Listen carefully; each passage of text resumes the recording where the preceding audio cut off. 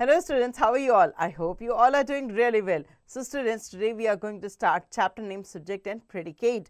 So subject and predicate क्या होता है? एक sentence का जो part होता है जिसके बारे में हम बात करते हैं वो subject हो गया, और जिस उस subject के बारे में क्या बात हो रही है, उस subject क्या कर रहा है, ये सारी चीज़ें जो होती है वो predicate part होता है. Basically noun, pronoun, ये सब चीज़ें जो होती है ना हमारे सेंटेंस में, उसको हम एज अ सब्जेक्ट लेते हैं. चलिए आगे देखते हैं. Read the following sentence. Subject है द शॉप, प्रेडिकेट है opens at 10 o'clock. Renu and Shikha, predicate है आर क्लासमेट्स. सब्जेक्ट है we could hear their voice, we could not hear their voice, predicate part है could not hear their voice. Number 4 है they and have grown up sons, have 3 grown up sons. Number 5 at the tops of the mountains were covered with snow. Okay तो आप देख सकते हैं कि यहाँ पर जिन जिन के बारे में बात की गई उनको हमने सब्जेक्ट पार्ट में रखा, और उनके बारे में क्या बात की गई वो हमने प्रेडिकेट पार्ट में रखा. A sentence has 2 main parts, the subject and the predicate. The subject is that part of a sentence about which something is said. So subject वो part होता है सेंटेंस का जिसके बारे में कुछ कहा जाता है. The predicate is that part of the sentence which tells something about the subject. और प्रेडिकेट वो पार्ट होता है जो सेंटेंस के बारे में कुछ बताता है या सब्जेक्ट के बारे में कुछ बताता है.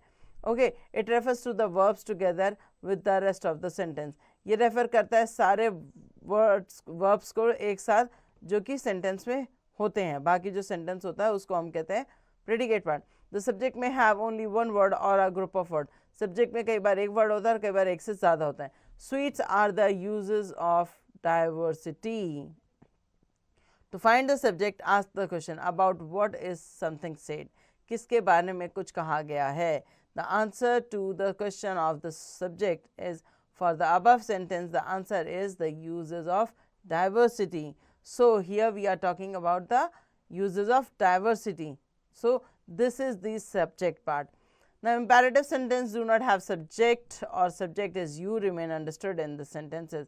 So imperative sentences में subject नहीं होता है, इसमें हमेशा हमें सब्जेक्ट मानना होता है कि ये आपको ही कह रहा है. Open the window means you open the window. Okay, an imperative sentence conveying an order और a request does not have a main subject. The subject you is understood. So इसमें जो यू सब्जेक्ट है वो हमेशा understood होता है. Sit down, you sit down.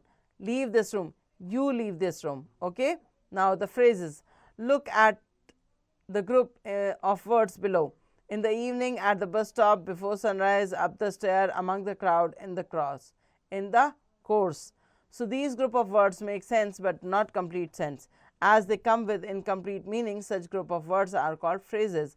ये words जो हैं ये complete meaning तो दे रहे हैं मगर ये complete sense मतलब ये complete जो है वो नहीं है, complete नहीं है ये sentences. ये group of words जो है but not complete sense, but ये इनकम्प्लीट मीनिंग भी देते हैं. सो इसको क्या करते हैं, इनको हम कहते हैं फ्रेजेस. इनको हम सेंटेंसेस में यूज़ करके अपने सेंटेंसेस को एक्सटेंड कर सकते हैं. Phrase does not have verb. Phrases में वर्ब नहीं होता है. Phrase can add meaning to a sentence by being a part of it. और सेंटेंस में जब हम इनको यूज़ करते हैं तो ये और उस सेंटेंस को मीनिंगफुल बना देता है. लाइक प्रेडिकेट, यहाँ पर एग्जाम्पल दिया गया है they play cricket. A complete sentence, subject verb और प्रेडिकेट. सब्जेक्ट है दे, प्लेड है वर्ब और प्रेडिकेट है क्रिकेट. यहाँ ये सेंटेंस कंप्लीट हो जाता है. बट इन द इवनिंग एक फ्रेज है जिसको ऐड करने के बाद ये क्लियर हो गया कि उन्होंने क्रिकेट खेला तो कब खेला. Always remember, a phrase is a group of order word that does not contain a verb. A phrase can be used in a sense as a noun, adjective or adverb. Okay, structure of a simple sentence. Simple sentence का structure कैसे बनता है. A simple assertive sentence can have a variety of structure. So simple sentence जो है उसका structure कैसे है. A common structure is given below. Common structure आपको दिया गया. The poor farmer worked hard in the field. So जो poor farmer है वो मेहनत कर रहा है, बहुत ज़्यादा मेहनत कर रहा है फील्ड में. सो यहाँ एडजेक्टिव, सब्जेक्ट, वर्ब, एडवर्ब और एडवर्बियल फ्रेज है. An adjective tells something about the noun, an adverb tells something about the verb. Now check yourself. So यहाँ पर आपको बता दिया कि एडजेक्टिव क्या करता है, नाउन के बारे में कुछ बताता है, और एडवर्ब क्या करता है, वर्ब के बारे में कुछ बताता है. अब आप क्वेश्चन यहाँ पर जो एक्सरसाइजेज हैं उनको करेंगे ताकि आपको ये पता चल सके कि आपको इसमें कितना समझ में आया. चलिए आगे चलते हैं. Check yourself. 1. Look at the sentences below and separate the subject and predicate. Subject जो है, यहाँ जो सेंटेंसेस हैं नीचे दिए गए इनको सेपरेट कीजिए सब्जेक्ट और प्रेडिकेट में। The polar bear is the largest and land carnivore.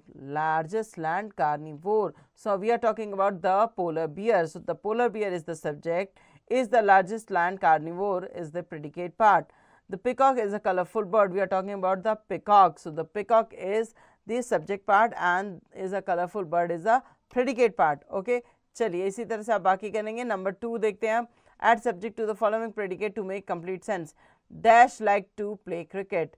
यहाँ आप किसी का नाम भी लिख सकते हैं, यहाँ पर प्रोनाउंस के साथ भी इनसे मेंशन करते हैं। He like to play cricket और Nitin like to play cricket. इस तरह से आप इसमें किसी का भी नाम ऐड कर सकते हैं। आगे चलते हैं नंबर 3 पे। बाकी पार्ट्स आपको खुद से करने होंगे। Complete the sentences by using the appropriate subject और प्रेडिकेट। एप्रोप्रिएट सब्जेक्ट और प्रेडिकेट लगा के जो है यहाँ पर सेंटेंस को कंप्लीट कीजिए।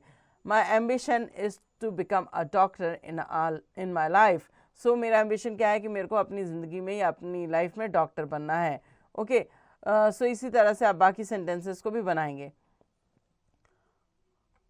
Number 4, circle the subject and underline the predicate of the following. Subject और प्रेडिकेट पार्ट जो है आपका, उसमें आपको सर्कल करना है। सर्कल करना है आपको सब्जेक्ट को और अंडरलाइन करना है आपको प्रेडिकेट को। So books are our best friend. So book क्या है, हमारी बेस्ट फ्रेंड है। तो बुक हमारा क्या हो गया, सब्जेक्ट हो गया। और आर आवर बेस्ट फ्रेंड क्या है, हमारा प्रेडिकेट पार्ट है। इसको हम करेंगे अंडरलाइन। इसी तरह से आपको बाकी भी करने हैं। Now the fun zone. Match the subject with the predicate to form meaningful sentence I. So यहाँ पर आपको सब्जेक्ट से प्रेडिकेट पार्ट को मैच करना है। I, my brother, the baby, she, Naman, the annual sports day, the scared girl, the traveller, the boy and our school.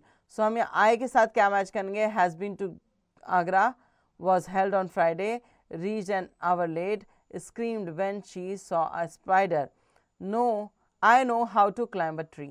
ये sentence match कर रहा है, ठीक है, आई के साथ। I know how to climb a tree. इसी तरह से आप सेंटेंसेस को पढ़ोगे तो आपको समझ में आ जाएगा किसको किसके साथ मैच करना है और उस हिसाब से मैच करेंगे। एक एग्जांपल मैंने आपको दे दिया। आगे चलते हैं। Match each subject with its predicate. आपको सारे सब्जेक्ट को उसके प्रेडिकेट के साथ मैच करना है, ठीक है। ऊपर जो पार्ट दिया है वो है subject part, the bird, all the soldier and my brother. अब इसको आपको प्रेडिकेट पार्ट से मैच करना है। Like the bird set upon a branch of a tree, set upon a branch of a tree. All the soldiers were wearing uniform. सारे soldiers ने uniform पहनी हुई है। And my brother likes to paint। और मेरे भाई को paint करना बहुत पसंद है। तो स्टूडेंट्स, यहाँ हमारा चैप्टर होता है ओवर। होपफुली आपको सब्जेक्ट प्रेडिकेट सेंटेंस का मतलब, सब्जेक्ट प्रेडिकेट कैसे एक सेंटेंस में काम करते हैं, ये सब समझ में आ गया होगा। चैप्टर की पेंडिंग एक्सरसाइजेस को अब आप खुद से करेंगे ताकि आपको समझ में आ पाए कि आपको कितना समझ आया है।